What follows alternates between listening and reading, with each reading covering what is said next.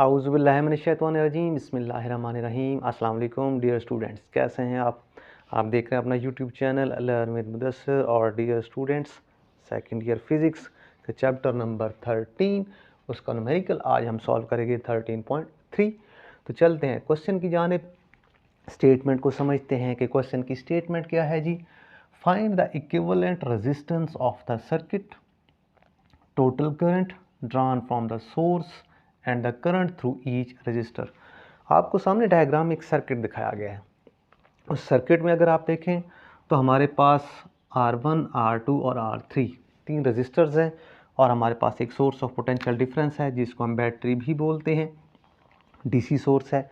अब हमें कहा क्या गया है, हमें क्या मालूम करना है, हमें इस सर्किट के अंदर से टोटल रेजिस्टेंस यानी इक्विवेलेंट रेजिस्टेंस मालूम करना है, टोटल करंट कितना पास कर रहा है इस सर्किट में से वो मालूम करना है, और फिर हर इंडिविजुअल रजिस्टर में से कितना करंट पास कर रहा है।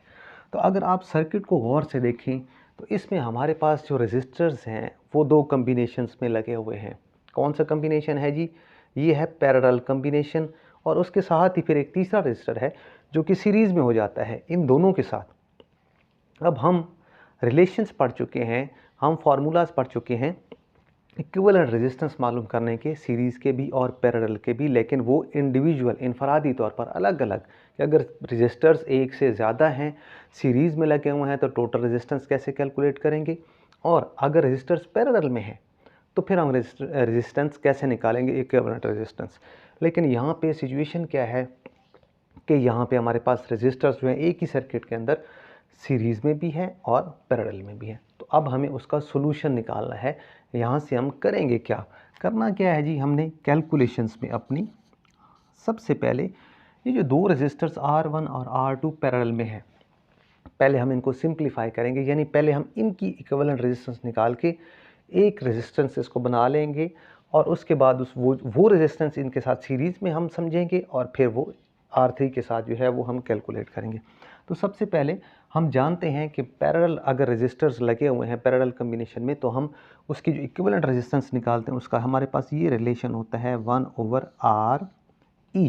लेकिन यहाँ पे उसको हम 1/R प्राइम का नाम देंगे क्योंकि अब मज़ीद अब हमारे पास ये फाइनल रेजिस्टेंस इक्विवेलेंट रेजिस्टेंस नहीं है। वो क्या होगी जी, 1/R1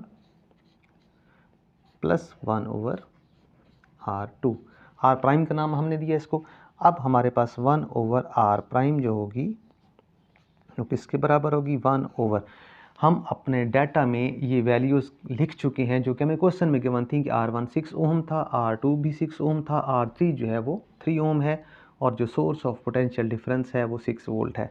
तो हम फ़िलहाल कैलकुलेट कर रहे हैं इक्विवेलेंट रेजिस्टेंस, लेकिन ये दो जो R1 और R2 हैं इनकी, तो हमारे पास कितना है जी, ये 6 है प्लस R2 जो है वो भी कितना है हमारे पास, उसकी वैल्यू 6 है। यहाँ से हम क्या करेंगे, मैथमेटिक्स सिंपल सॉल्व करेंगे। 1/R प्राइम इक्वल्स टू, इनका अगर हम एलसीएम लें तो वो 6 आएगा, तो ऊपर 1 + 1 जो कि बनता है 2/6, और इसको मज़ीद सिंप्लीफाई करें तो ये बनता है 1/3। It's mean 1/R prime equals to 1/R3। और अगर हम इसको रेसिप्रोकल लें तो R प्राइम हमारे पास हो जाएगा 3 ओम। इट्स मीन हमारे पास जो थोड़ा सा सिंप्लीफाइड सर्किट है वो क्या है कि इन दोनों की जो इक्विवेलेंट रेजिस्टेंस है वो 3 ओम है। इट्स मीन कि यहाँ पर एक 3 ओम की रेजिस्टेंस इसके साथ जो है अब वो सीरीज़ में हो गई है। तो फाइनली अगर आप उसको सर्किट डायग्राम के थ्रू जो मॉडिफाइड बनती है वो देखना चाहें तो ये हमारे पास R प्राइम हो जाएगी, ये हमारे पास R3 ऑलरेडी है यहाँ पे, और ये हमारे पास सोर्स ऑफ पोटेंशियल डिफरेंस है। इट्स मीन ये मॉडिफाइड फॉर्म जो है ये बनती है, ये R प्राइम हो जाएगा, और ये हमारे पास R3 जो है वो पहले से मौजूद है। तो इक्विवेलेंट रेजिस्टेंस अब जो फाइनल होगी वो क्या होगी, RE equals to R prime plus R3। It's mean RE equals to हमारे पास R प्राइम 3 है और R3 भी 3 ओम है, तो ये टोटल रेजिस्टेंस जो है वो कितनी हो जाएगी, 6 ओम। ये हमें जो है वो कैलकुलेट करनी थी RE। अब हमें क्या करना है, अब हमें मालूम करना है total current drawn from the circuit. It's mean इस सर्किट में से टोटल करंट कितना फ्लो कर रहा है, और करंट के बारे में आप जानते हैं होता है फ्लो ऑफ चार्ज। अब क्योंकि हम यहाँ पे मॉडिफाई कर चुके हैं अपने सर्किट को, तो हमारे पास जो टोटल करंट होगा बाय ओम्स लॉ,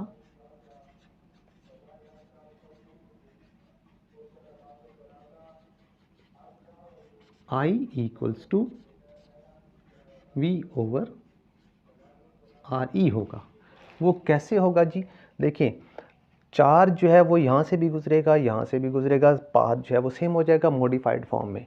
तो इसलिए हम वहाँ पे लिखेंगे I टोटल करंट, और जो सोर्स ऑफ पोटेंशियल डिफरेंस है वो हमारे पास 6 वोल्ट है। वैल्यूज पुट करेंगे, V हमारे पास कितना है जी 6, और RE जो है वो भी कितना है हमारे पास 6।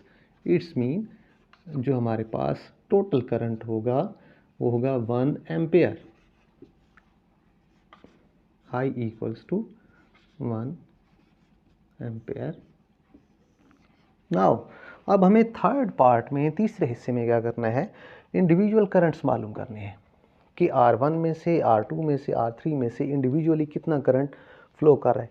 अगर आप सर्किट को समझें, यहाँ पे जब मैं गिवन था तो करंट जब यानी चार्जेस यहाँ पे पहुँचेंगे, अब इस सिचुएशन में कुछ करंट यहाँ फ्लो करेगा, कुछ करंट जो है वो यहाँ फ्लो करेगा। तो सबसे पहले हम क्या करेंगे, इन पॉइंट्स पे हम इनको नाम दे देते हैं A और B। यहाँ का पोटेंशियल ड्रॉप निकालते हैं, यानी जो potential drop across points A and B, क्योंकि हमें अगेन ओम्स लॉ यूज़ करना है, तो हमें वहाँ पे क्या करना है कि यहाँ पे जो है हमें पोटेंशियल ड्रॉप यानी पोटेंशियल डिफरेंस कैलकुलेट करना है। तो हम कैसे कैलकुलेट करेंगे जी, हमारे पास क्या होगा, जो हमारे पास पोटेंशियल ड्रॉप होगा वो होगा V प्राइम। V प्राइम क्यों कि यहाँ की रेजिस्टेंस को, इक्विवेलेंट रेजिस्टेंस को हमने R प्राइम का नाम दिया था, जो क्या होगा I R प्राइम। तो I हम कैलकुलेट कर चुके हैं 1, और R प्राइम जो है वो हमारे पास कितना था 3 ओम, ये हमने यहाँ पे कैलकुलेट किया था 1 मल्टीप्लाई 3। इट्स मीन जो V प्राइम होगा उसकी वैल्यू हमारे पास कितनी होगी 3 वोल्ट। V प्राइम मीन्स तो इन दो पॉइंट्स पे जो पोटेंशियल का ड्रॉप हो रहा है इन दो पॉइंट्स के दरमियान में, वो कितना हो रहा है 3 वोल्ट्स का ड्रॉप हो रहा है। यानी कुछ ड्रॉप यहाँ पे होगा, बाकी का जो पोटेंशियल ड्रॉप है वो यहाँ पे होगा सोर्स वोल्टेज का। नाउ अब हमें क्या करना है, अब हमें इंडिविजुअल करंट्स निकालने हैं। तो I1 जो होगा वो होगा R1 में से पास होने वाला करंट, तो होगा V prime over R1। V prime हम अभी कैलकुलेट कर चुके हैं 3, R1 हमारे पास है 6 ओम। तो अगर आप इन वैल्यूज़ को सिंप्लीफाई करें तो 1/2 मीन्स 0.5 एम्पेयर ये हमारे पास करंट फ्लो करेगा R1 में से। सिमिलरली I2 जो होगा वो कितना होगा V प्राइम ओवर R2 में से गुजरने वाला करंट, क्योंकि कुछ चार्जेज है वो यहाँ से फ्लो करेंगे और कुछ चार्जेस यहाँ से फ्लो कर रहे थे। तो V प्राइम हमें मालूम है 3, R2 की वैल्यू भी 6 है। It's mean 1/2।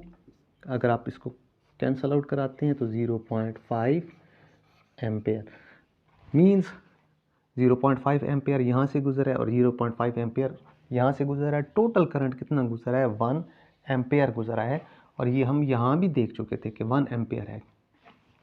अब हमें करंट कैलकुलेट करना है कहाँ से, R3 में से। तो जो R3 में से करंट है वो होगा I3, जो कि कम्बिनेशन होगा किसका I1 प्लस I2 का। क्यों कि कुछ चार्जेस यहाँ से फ्लो करके आएंगे, कुछ चार्जेस यहाँ से, लेकिन B पॉइंट पे फिर वो कंबाइन होके यहाँ से गुजरेंगे। I1 हमारे पास कितना है I3 equals to I1 0.5 ampere plus I2 जो है वो भी 0.5 एम्पेयर। इट्स मीन जो हमारे पास I3 है यानी R3 में से गुजरने वाला करंट वो बनता है 1 एम्पेयर।